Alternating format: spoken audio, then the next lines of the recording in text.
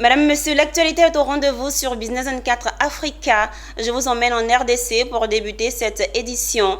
Depuis le jeudi 13 juin, la République démocratique du Congo a un nouveau directeur de cabinet du chef de l'État. Son nom, Anthony Nkinzo Kamole. Il remplace à ce poste Guylain Niambo, devenu vice-président ministre en charge du plan et de la coordination d'aide au développement. Le nouveau directeur de cabinet de Félix Tshisekedi est qualifié par certains occidentaux de perle rare. Il a officiellement pris fonction ce vendredi au Palais de la Nation. Vous le verrez dans cet élément, l'homme à l'allure d'un technocrate méticuleux qui sait où il va. Quelques signatures sur le procès-verbal et un échange de signataires pour passer la main.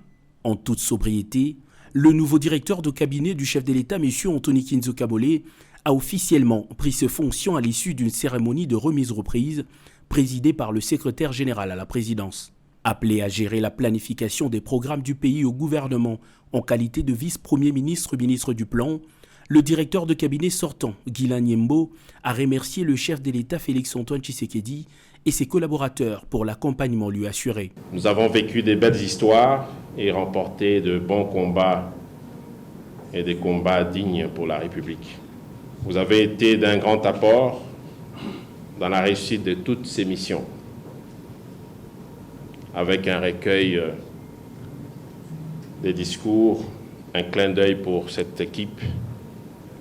Je laisse sur la table l'important dossier de la digitalisation de cette administration que nous avons déjà démarré et qui tient le chef de l'État à cœur pour améliorer les services à d'autres institutions de la République, à nos compatriotes et aux différents partenaires de notre pays. Fidèle à ses convictions et à sa méthode de travail, le nouveau directeur de cabinet du chef de l'État, M. Anthony Nkinzo Kamole, a dans ses premiers mots appelé ses nouveaux collaborateurs à poursuivre l'élan du travail, mais avec un peu plus de dextérité. Ma loyauté et toute ma déférence au président de la République. Arriver à cette fonction, ce n'est pas peu de choses. C'est certainement un arbitrage personnel, un arbitrage spirituel, un arbitrage politique. Mais ce que je voudrais dire à chacun d'entre nous, moi je mesure l'ampleur, je mesure ce que ça représente d'être directeur de cabinet du chef de l'État, mais en même temps c'est que ça représente d'être collaborateur direct du chef de l'État, comme la plupart d'entre vous êtes ici. Ça veut dire que c'est de la mesure, ça veut dire que c'est de la discipline. Je voudrais vous dire une chose, chaque fois que vous vous trouvez quelque part, vous représentez le chef de l'État, vous représentez le cabinet, vous représentez la fonction que vous portez. Alors je voudrais que chacun d'entre vous porte ce manteau partout où il sera et dans tout ce qu'il fera. Il y a un tableau de bord qui vous sera donné pour ce que j'appelle une sorte d'état des dossiers pour chacune des cellules. On voudra les avoir, on vous donnera probablement 5 jours ou une semaine.